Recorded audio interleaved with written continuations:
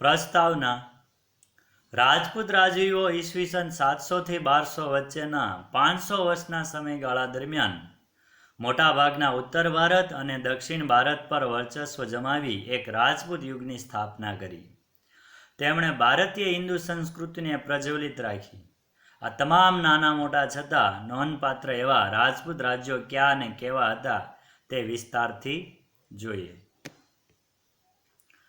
હર્ષવર્ધન પછીનો સમયગાળો: 7મી સદીમાં હર્ષવર્ધનના અવસાન બાદ ઉત્તર ભારતમાં તેના વિશાળ સામ્રાજ્યનું નાના નાના સ્વતંત્ર રાજ્યમાં વિભાજન થયું. એ જ રીતે દક્ષિણમાં પુલકેશી બીજાના અવસાન પછી પણ દક્ષિણ ભારતમાં પણ સ્વતંત્ર રાજ્યો બન્યા. મધ્યયુગના આ સમયકાળને ભારતીય ઇતિહાસમાં રાજપૂત યુગ કહેવામાં આવે છે. આટલું જાણો, રાજપૂત શબ્દનો અર્થ રાજપુત્ર થાય છે. 14મી સદીના ભાટો રાજપૂતોને 36 કુળ ધરાવતા સમૂહ તરીકે વર્ણવે છે. રાજપૂતો બહાદુર હતા એટલા જ ટેકીલા હતા. આપેલા વચન પ્રાણને ભોગે પણ પાળતા. દુશ્મનને પીઠ બતાવવા કરતા તેઓ મૃત્યુને પસંદ કરતા. તેઓ ગો બ્રાહ્મણ પ્રતિપાલક હતા. શરણે આવેલાઓનું તેઓ કોઈ પણ ભોગે રક્ષણ કરતા. લડાઈમાં પણ અધર્મ આચરતા નહીં. ભારતની રાજપૂત કન્યાઓ વીરત્વ માટે પ્રખ્યાત હતી. પુત્ર અને પતિને હસતા મુખે વિદાય આપતી. સતીત્વ, નિડરતા અને સત્ય માટે તે પ્રાણની પણ પરવા કરતી નહીં. જરૂર પડે તો હાથમાં તલવાર લઈને રણ મેદાને નીકળી પડતી. આવી વીરાંગનાઓના અનેક ઉદાહરણો જોવા મળે છે. ભારતના મધ્યયુગીન ઇતિહાસના રણધીરા આ રાજપૂત શાસકોની વીરતા, સાહસ અને શૌર્યના પ્રસંગો નોંધપાત્ર છે. આશરે 500 વર્ષ સુધી રાજપૂતોએ ભારતની વિદેશી આક્રમણથી બચાવ્યું હતું. આવા રાજપૂત રાજ્ય વંશ વિશે જાણીએ. 7મી સદીના અંતમાં સામરશાહી શક્તિનો ઉદય થતાં ભારત અનેક નાના મોટા ટુકડાઓમાં વહેંચાયેલ. દેશમાં અનેક રાજપૂત રાજ્યવંશોનો ઉદય થયો. આ સમયને મધ્યયુગ કહે છે. ભારતને તે સમયના ઉત્તર અને દક્ષિણ ભારતના રાજ્યોનો અભ્યાસ કરીએ.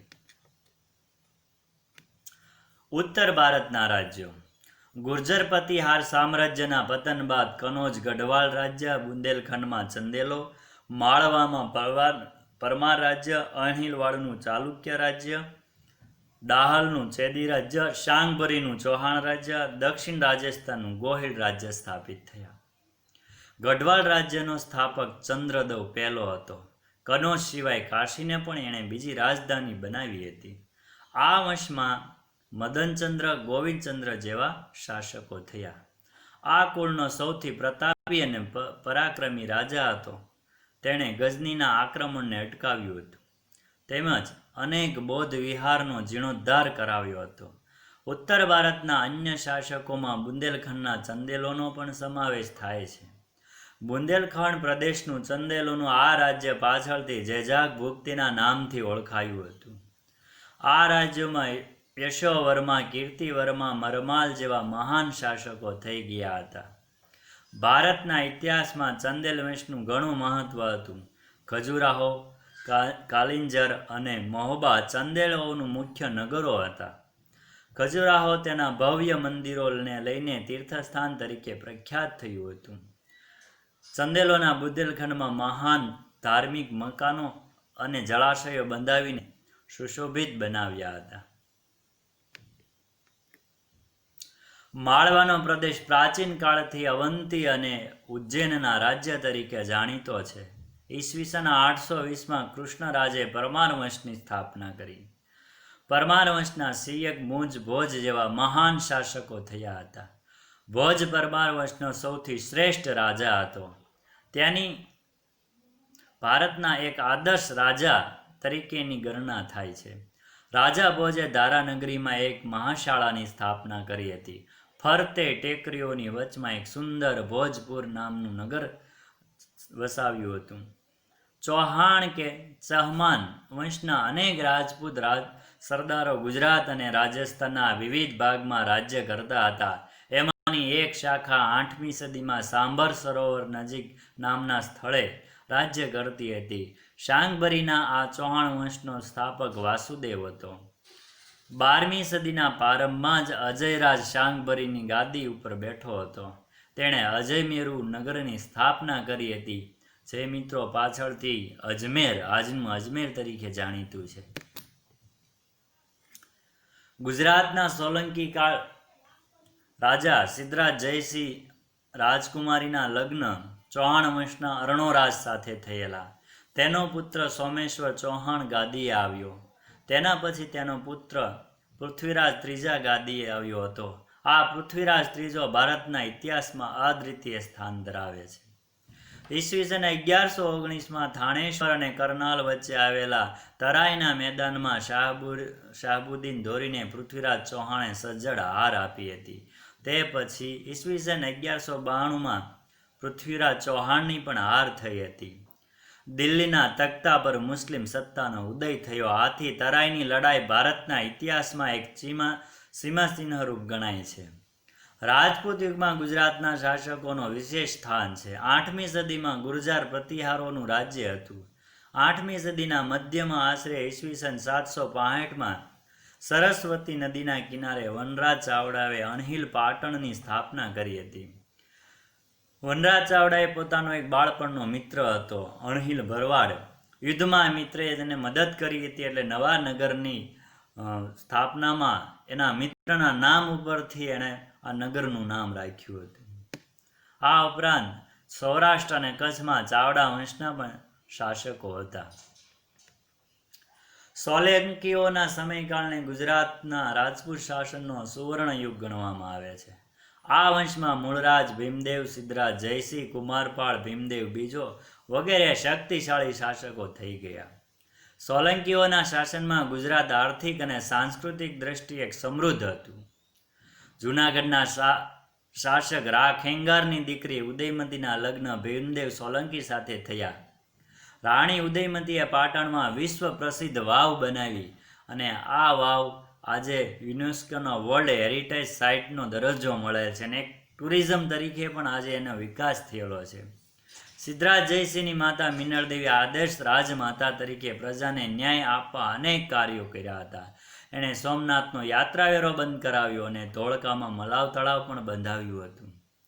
સિદ્ધરાજ જયસિંહે કવિકાળ સર્વજ્ઞ હેમચંદ્રાચાર્ય પાસે સિદ્ધ હેમ શબ્દાનુશાસન નામનો ગ્રંથની રચના કરાવી હતી અને આ ગ્રંથ એક વ્યાકરણ વિષય પર હતો અને આ ગ્રંથની એક હાથીની અંબાડી પર શોભાયાત્રા કાઢવામાં આવી હતી અને અંબાડી પર આ ગ્રંથને રાખવામાં આવ્યું હતો અને આ શોભાયાત્રામાં રાજા સાથે પ્રજા સમગ્ર પગપાળે ચાલતી હતી. આચાર્ય હેમચંદ્રાચાર્ય તેના પણ ઘણો પ્રભાવ હતો.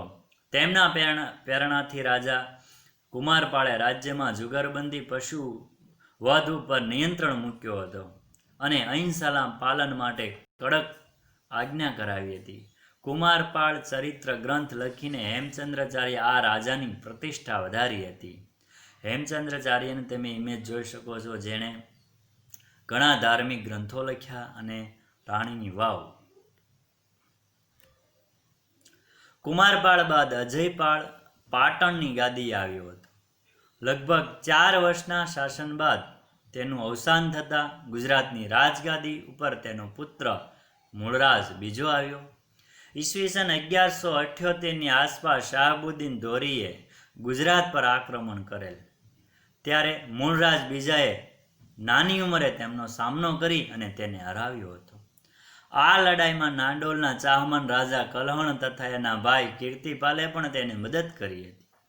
સોલંકી શાસકોની સત્તા નબળી પડતા ગુજરાતની ગાદી ઉપર વાઘેલા વંશનું શાસન આવ્યું હતું.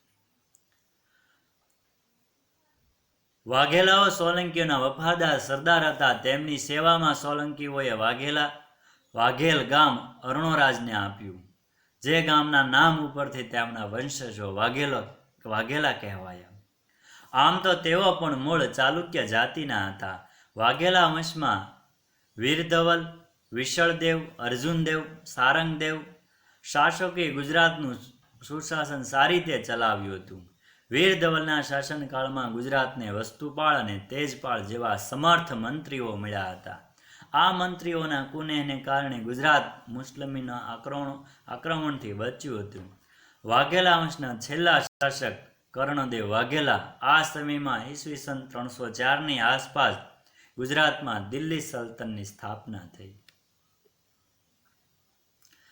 8મી સદીના મધ્ય ભાગમાં બંગાળના પાલ વંશનું શાસન હતું. આ વંશનો સ્થાપક તેમના વંશજોના નામોમાં પાલ શબ્દ પાછળના ભાગમાં આવતો હોવાથી આ વંશને બંગાળનો પાલ વંશ કહેવામાં આવે છે. આ વંશનો સ્થાપક ગોપાલ નામનો રાજવી હતો. પાલ વંશના પતન બાદ ઈસવીસન 1095માં સેન વંશની સ્થાપના થઈ. આ વંશમાં વિજયસેન પ્રથમ નોંધપાત્ર રાજા હતો. તેનો પુત્ર બલ્લાલ સેને દાનસાગર અને અદ્ભુત સાગર આ 2 ગ્રંથની રચના કરી હતી. કર્ણદેવ વાઘેલા પાસેથી ગુજરાત જીતીલી દિલ્હીની સુલતાન સુબાની નિમણૂક કરતા. તે દ્વારા રાજ્યનો વહીવટ થતો હતો. ઈસવીસન 1907માં જફરખાન મુઝફ્ફર શાહ નામ ધારણ કરીને સુલતાન બન્યો. આ વંશમાં 14 સુલતાન થયા, જેમાં અહમદ શાહ, મહંમદ બેગડો, બહાદુર શાહ જેવા સુલતાનોનો સમાવેશ થાય છે. 17મી સદીમાં ગુજરાતમાં મુઘલ શાસનની શરૂઆત થતા સલ્તન કાળ પૂરો થયો હતો.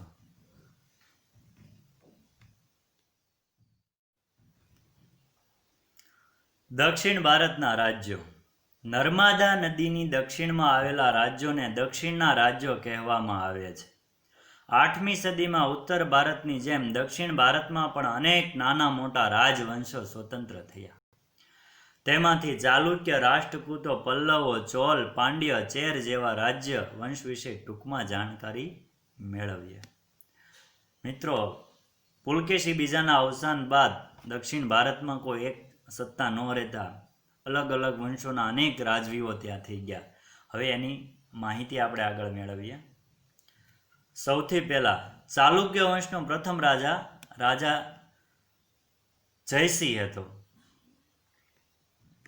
પુલકેશી પ્રથમે ઈસવીસન 540માં વાતાપીને રાજધાની બનાવીને એક અલગ સ્વતંત્ર રાજ્ય સ્થાપ્યું. આ વંશ વાતાપીના ચાલુક્ય વંશ તરીકે ઓળખાયો. આ વંશમાં કીર્તિવર્મા, પુલકેશી પ્રથમ, પુલકેશી બીજો જેવા મહત્વના શાસકો થયા હતા. વાતાપીના ચાલુક્યોની સત્તા નબળી પડી ત્યારે તેમની એક શાખા કૃષ્ણા અને ગોદાવરી નદીના કિનારામાં પ્રદેશમાં સ્થાપિત થઈ. તેનું સ્થાપક વિષ્ણુવર્ધન હતો. આ પૂર્વે ચાલુક્ય શાસકોએ પોતાની રાજધાની વેગીમાં રાખી હોવાથી તેઓ વેગીના ચાલુક્ય તરીકે ઓળખાયા. વાતાપી અને વેગીની જેમ કલ્યાણીમાં પણ ચાલુક્ય વંશની એક શાખા હતી. આ ચાલુક્યોને કલ્યાણીના ચાલુક્યો તરીકે ઓળખાતા. સાઈડમાં જબ ચાલુક્ય વંશ પુલકેશી પ્રથમની આખી રાજાઓની વંશાવલી આપેલી છે. કીર્તિવર્મા પ્રથમ, પુલકેશી દ્વિતીય, વિક્રમાદિત્ય, મંગલેશ. તો આખી આ ચાલુક્ય દક્ષિણનું સૌથી પહેલું જો કોઈ વંશની સ્થાપના થઈ હોય તો ચાલુક્ય વંશ હતો. ત્યારબાદ દક્ષિણમાં ચાલુક્ય વંશની પડતી થઈ અને ચાલુક્ય વંશ બાદ રાષ્ટ્રકૂટ વંશની સત્તાનો ઉદય થયો. આ વંશનો સૌથી પ્રથમ રાજા ઇન્દ્ર પ્રથમને માનવામાં આવે છે. ગોવિંદ ત્રીજો રાષ્ટ્રકૂટ વંશના સ્થાપક સૌથી શક્તિશાળી શાસક હતો. આ સમયના યાદવ વંશના 2 રાજ્યો અસ્તિત્વમાં હતા, એક દેવગીરી અને 2 દ્વારસમુદ્ર. દ્વારસમુદ્રમાં હોયસલ વંશના શાસન હતું અને દેવગીરીમાં યાદવોનું શાસન હતું. દ્વારસમુદ્ર હોયસલોની રાજધાની હતી અને દેવગીરી યાદવોની રાજધાની હતી. દક્ષિણમાં કલ્યાણી ચાલુક્ય સામ્રાજ્યના પતન બાદ ત્યાં નવા રાજ્યોનો ઉદય થયો. તેમાં વરંગલના કાકતીય પણ હતા. કૃષ્ણ અને કાવેરી નદીઓ વચ્ચેના ભૂમિ પ્રદેશ ઉપર તેમનું રાજ્ય હતું. વરંગલ તેમની રાજધાની હતી.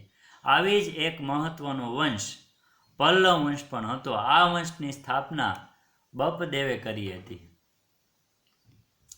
આ આપણે યાદ રાખતું જવાનું છે. સૌથી પહેલા ચાલુક્ય વંશ, પછી રાષ્ટ્રકૂટ વંશ અને ત્રીજો પલ્લવ વંશ. પલ્લવ વંશની સ્થાપના બપદેવે કરી હતી અને તેમની રાજધાની કાંચીપુરમ. મહેન્દ્ર વર્મા પ્રથમ, નરસિંહ વર્મા અને નરસિંહ વર્મા બીજો આ વંશના મહત્વના શાસકો હતા. તાંજોર, ત્રિચિનાપલ્લી અને પુદુકોટીએ જ્યાં આવેલા છે ત્યાં મધ્યકાળમાં ચોલ મંડળનું રાજ્ય હતું. તાંજોર તેમની રાજધાની હતી. રાજરાજ પ્રથમ, રાજાધિરાજ પ્રથમ અને રાજેન્દ્ર પ્રથમ ચોલ વંશના મહત્વના શાસકો હતા. દક્ષિણનું આવું એક પ્રાચીન રાજ્ય પાંડ્ય હતું. પાંડ્યનું રાજ્ય નાનું હતું પણ વેપાર માટે મોટું હતું. આ સમયે તમિલથી અલગ થયેલા એક ભાગ પર ચેર વંશનું શાસન હતું અને બીજું વંશ કેરળ અથવા મલયાલમ હતું. અયન શેર વંશનો પ્રથમ શાસક હતો અને સેતુગન શાસકોમાં સર્વશ્રેષ્ઠ શાસક હતો. આ ઉત્તર ભારત અને દક્ષિણ ભારતના દરેક વંશો જોયા બાદ તેની રાજ્ય વ્યવસ્થા કેવી હતી. ઘણા વિદ્યાર્થીઓને શાસન વ્યવસ્થા વિશે ખબર નથી. શાસન વ્યવસ્થા એટલે કે એ સમયે પ્રદેશનું શાસન કઈ રીતે ચાલતું, કઈ રીતે બધા જવાબદારી, કર કોણ ઉઘરાવતું, વ્યવસ્થા કોણ જાળવતું, સંરક્ષણનું ધ્યાન કોણ રાખતું, એ વ્યવસ્થા એટલે શાસન વ્યવસ્થા. ઘણા વિદ્યાર્થીઓ શાસન વ્યવસ્થાની સમજી નથી શકતા, એ સંકલ્પના નથી સમજી શકતા. એટલે આ શાસન વ્યવસ્થા એટલે શાસન ચલાવવા માટેની જે વ્યવસ્થા કેવી હતી. રાજપૂત યુગમાં વિવિધ રાજવંશોનું શાસન હતું. એ સમયમાં શાસક રાજ્યવંશોમાં પરિવર્તન આવતા, પરંતુ રાજનીતિક પરિસ્થિતિમાં કોઈ ફેરફાર જોવા મળતો નહીં. રાજપૂત યુગમાં રાજાનું પદ વંશ પરંપરાગત હતું. રાજાનો જ્યેષ્ઠ પુત્ર ઉત્તરાધિકારી બને એવું ન હતું. રાજા પોતાના પુત્રમાંથી ઉત્તરાધિકારી તરીકે કોઈ પણ એક પુત્રને યુવરાજ બનાવતા. આ યુવરાજ પાછળથી રાજા બનતો. ઘણીવાર લોકો અને દરબારીઓ પણ ચૂંટણી કરીને અથવા પસંદગી કરીને રાજાઓની પસંદગી કરી હોવાના ઘણા ઉદાહરણો છે. જેમ કે કાશ્મીરના યશસ્કરની પસંદગી બ્રાહ્મણોએ કરી હતી. એટલે એવું નક્કી જ નથી હોતું કે રાજા પછી એનો પુત્ર જ રાજા બને, પણ એક સારો વ્યક્તિ હોય એની કોઈ પણ રીતે પસંદગી પણ કરવામાં આવતી. આજે કેમ લોકશાહી છે ને લોકશાહી દ્વારા દેશ, રાજ્ય, ગામથી તાલુકાથી લઈને આપણે લોકો નક્કી કરે છે. તો એ રીતે એમ ફક્ત રાજાનો પુત્ર જ નહીં પણ અન્ય લોકો પણ રાજાની પસંદગી કરતા ત્યાં. આ સમયે મંત્રીઓના બે પ્રકાર હતા, અમાત્ય અને સચિવો. આમાં અમાત્યનું કાર્ય મંત્રણા અને રાજનીતિ કરવાનું હતું. સચિવોનું કાર્ય લડાઈ અને સુલેહ કરવાનું હતું. દરેક પ્રકારની રાજનીતિમાં અંતિમ નિર્ણય રાજા કરતો. આ સમયે શાસનમાં અમલદારોમાં મહાપ્રતિપાર અને દંડનાયક જેવા હોદ્દાઓ અમલમાં હતા. નગરની સભાનો વડો નગરપતિ હતો. રાજપૂત યુગમાં ગ્રામીણ સંસ્થાઓનું મહત્વ વિશેષ હતું. આ સંસ્થાઓમાં એવો વિકાસ થયો હતો કે મુઘલ કાળમાં પણ ગ્રામ પંચાયતનું મહત્વ રહ્યું. ઉત્તરની જેમ દક્ષિણ ભારતમાં પણ ગ્રામ પંચાયતોને આધીન હતું. તેનો વડો મુખી કે સરપંચ ગણાતો. કેટલીક બાબતોમાં ગ્રામસભા ન્યાય આપતી, પરંતુ રાજ્ય શાસનમાં ન્યાયતંત્રનો સર્વોચ્ચ વડો રાજા હતો. આજે કેમ કોઈ પણ ન્યાય દેવા માટે એક ન્યાય વ્યવસ્થા છે, એમ પહેલાના સમયમાં અંતિમ ન્યાય આપવા માટેની સત્તા રાજા પાસે હતી. ઘણીવાર ગ્રામ પંચાયત પણ ન્યાય આપતી, પણ અંતિમ સત્તા રાજા પાસે રહેતી ને એ જ નિર્ણય આપી શકતી. એ વખતેનો વેપાર અને વાણિજ્ય કેવો હતો? રાજપૂત યુગમાં વેપાર વાણિજ્ય વ્યવસ્થા ઉપર દેખરેખ રાખવા માટે એક અલગ વિભાગ હતો. આ વિભાગ વિદેશ ખાતાના વેપાર ઉપરની જકાત વસૂલ કરવાની, વસ્તુઓનું મૂલ્ય નક્કી કરવાનું અને મૂલ્ય ઠેરવવાનું અને રાજ્યમાં ઉપયોગી થતી વસ્તુઓ મંગાવવાનું વગેરે વ્યવસ્થા કરતી. મુખ્ય કર જમીન ઉપર 6ઠ્ઠો ભાગ હતો. જે ખેડૂતો જમીન વાવતા એના કુલ 6 ભાગમાંથી એક ભાગ છે કર તરીકે એને રાજ્યને આપવો પડતો. રાજપૂત યુગમાં આ જમીન ઉપરનો ભાગ નામે ઓળખાતો. આજે પણ જમીન ઉપર કર લેવાય છે, પણ આજે બહુ મામૂલી રકમ હોય છે. જમીન ઉપર ટેક્સ ઓછો હોય છે. બંદરો અને નાકા ઉપર તથા સિંચાઈ ઉપર કર લેવામાં આવતો. આ સમયે દરિયાપારના વેપાર માટે ગુજરાતમાં સ્તંભ તીર્થ એટલે કે આજનું અખાત, ભૂગુ કચ્છ એટલે કે ભરૂચ, આ બંને બંદરો ખૂબ જાણીતા હતા અને બંદરોથી વિદેશ વેપાર થતો હતો. ભારતની ઘણી બધી અમૂલ્ય વસ્તુઓ વિદેશની અંદર નિકાસ થતી હતી. ભારત ઉપર વિદેશી આક્રમણ. 8મી થી 12મી સદી દરમિયાન ભારતમાં મુસ્લિમ આક્રમણો થયા. 8મી સદીમાં આરબ રાજ્ય સત્તાનો વિસ્તાર કરવાના હેતુથી મોહમ્મદ ઇબ્ન કાસિમે ભારત ઉપર પશ્ચિમ ભાગ પર આક્રમણ કર્યું. વાયવ્ય ખૂણામાંથી સબુક્તગીનના લશ્કરે પણ આક્રમણ કર્યું, પણ આ આક્રમણો તે સમયે ભારતના રાજ્ય સત્તા ન સ્થાપી શક્યા. એ પછી ગઝનીના મોહમ્મદ ગઝનીએ ઈસવીસન 1000 થી 1026ના સમયગાળામાં ભારતની અઢળક ધન સંપત્તિ જોઈને કેટલીક લડાઈઓ કરી. મોહમ્મદ ગઝની ચડાઈનું મુખ્ય કારણ ભારતની અઢળક સંપત્તિ હતી. તે એક લડાઈ પછી બીજી લડાઈ ચડાવતો હતો અને દરેક વખતે વધુ તાકાતવર થઈને ભારત ઉપર ચડી આવતો અને ભારતની કિંમતી વસ્તુ લૂંટીને જતો રહેતો. આ સમયે ભારતના શાસકોએ એક થઈને શક્તિશાળી સેના ન બનાવી શક્યા. પરિણામે 1025માં સોમનાથ પર ચડાઈ કરીને અઢળક સંપત્તિ તે લૂંટી ગયો. મોહમ્મદ ગઝની ચડાઈ બાદ આશરે 150 વર્ષ બાદ પુનઃ ભારત ઉપર તે દિશામાંથી આક્રમણ થયું. અગાઉના આક્રમણની વાત ભારતીય શાસકો ભૂલી ગયા. મોહમ્મદ ગઝનીના અવસાન બાદ સત્તા માટે ગઝનીમાં લડાઈ ચાલુ હતી, પણ આ સમયે સત્તા સ્થિર ન હતી. ત્યારે આપણા શાસકો આ નબળાઈનો લાભ લઈ શક્યા નહીં. પરિણામે 12મી સદીના અંતમાં શાહબુદ્દીન ધોરીએ ભારત પર આક્રમણ કર્યું અને ભારતમાં તેણે કેટલીક હાર સહન કરવી પડી. છેવટે તરાઈના મેદાનમાં તેમની બીજી લડાઈમાં પૃથ્વીરાજ ચૌહાણની હાર આપીને દિલ્હીમાં સત્તા સ્થાપી. આ પ્રકરણ અહીંયા આપણે સમાપ્ત કરીએ.